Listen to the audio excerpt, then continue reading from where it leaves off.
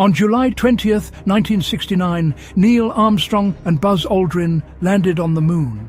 And overnight, the universe stopped feeling far away. Because once humans can cross space, one question becomes unavoidable. If we can go to other worlds, why couldn't something else come to ours? Why is ancient alien theory mainstream now? To answer that question, we need to ask an older question with new force. What if ancient gods weren't gods at all, but misunderstood visitors?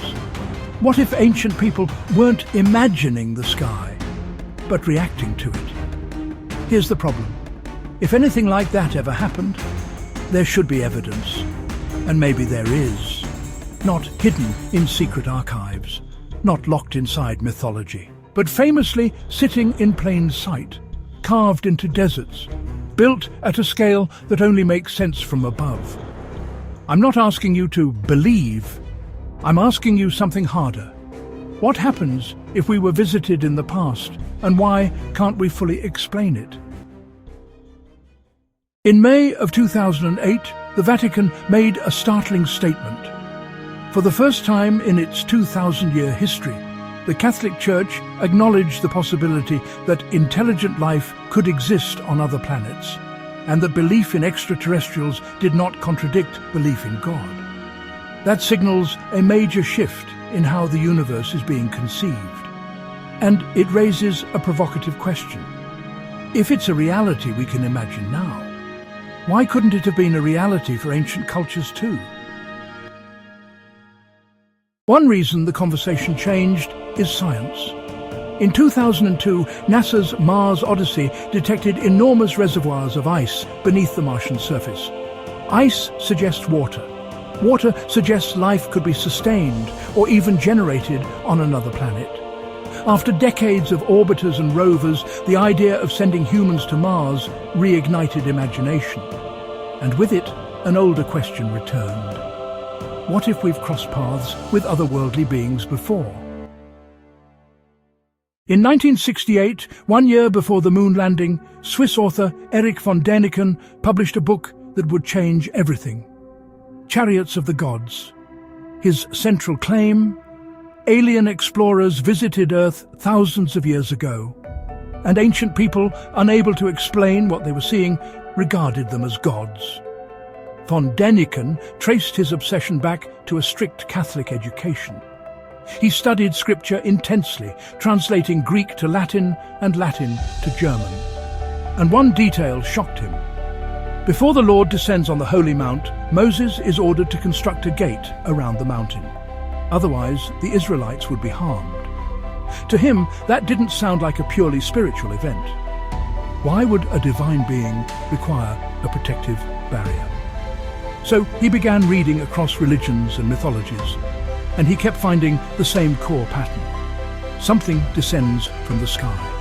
Different names, different heroes, same story structure. And it led him to the question that defined the book. Were humans influenced by extraterrestrials, not gods? The timing was perfect, even if von Däniken insisted it wasn't planned. In the 1970s, the world was obsessed with space and the future. Books like Dune, shows like Star Trek, films like 2001, A Space Odyssey. And suddenly, von Däniken's theory gave ancient history a modern, space-age spin. But most people don't know, Chariots of the Gods almost wasn't published. Von Däniken sent the manuscript to 20 German publishers, rejected every time, until a Swiss newspaper printed excerpts weekly. Before the book even officially hit the market, over 10,000 copies had sold.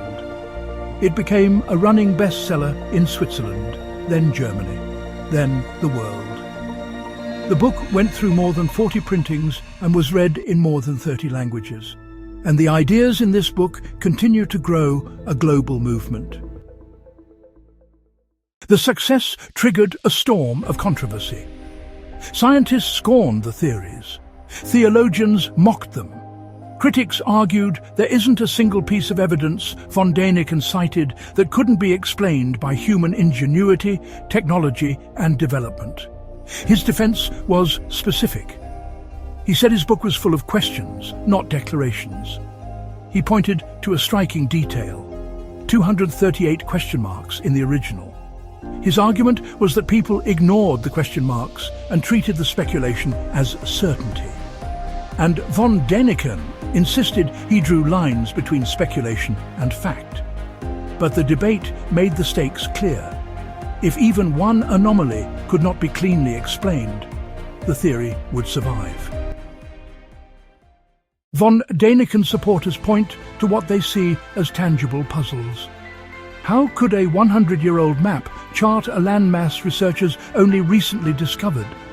Some argue that would suggest a map from a time before Antarctica froze over. How could a primitive civilization harness electricity, or even build something like a computer? And how could massive designs be created that are only fully visible from high altitude? If these signs are made for somebody who flies, who were they made for?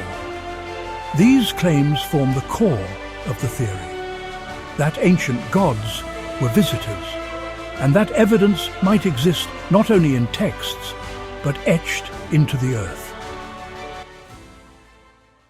One of the most famous examples is the Nazca Desert in Peru, a plateau stretching nearly 50 miles, covered in geometric patterns and figures. From above, it doesn't look like random art. It looks intentional. When you fly over the Nazca Desert, you see long lines. Some look like airstrips. They start abruptly, they end abruptly. And if you're standing on the ground, many of them don't make obvious sense. That's the part that unsettles people, because human beings don't usually build their greatest work for an audience that can't see it. We build monuments to be witnessed, to be remembered, to be understood. And Nazca almost refuses to be understood from an earthly perspective. So you have two competing interpretations. The skeptical view is human brilliance and ritual, a culture capable of astonishing geometry, using the desert as a sacred canvas. The believer's view is stranger yet plausible, that these aren't just drawings. They're the remnants of ground-to-air communication, not stories, not art, but directional marks, coordinates, a kind of aerial language. And that leads to the uncomfortable question people don't like to say out loud. If these lines were meant to be seen from above, before human aviation, who was looking from above? Because if you accept, even for a second, that they weren't designed for human eyes, you're forced to imagine a world where ancient people felt observed. And this is where the ancient alien theory stops being about aliens and starts being about us. Because at its core, this theory isn't really asking, did extraterrestrials visit Earth? It's asking something even more significant. How do we live with the possibility that history is bigger than our certainty? This ancient alien theory went mainstream not because everyone suddenly became a sci-fi fan. It's because modern life rewired what we think is possible. In 1969, we watched humans step onto another world. And after that, the vast universe stopped feeling distant. It started feeling like someplace we can visit. So when people look back at ancient texts, ancient machines, and ancient carvings, they don't just see myths. They see maybe. Maybe it was ritual. Maybe it was art. Maybe it was carved into the earth by ancient humans we still don't fully understand. But the real reason this theory won't float away is simple. The unexplainable artifacts and lines are still here. Not in a book, not in a legend, but on this earth. And they force one last question we can't answer with certainty.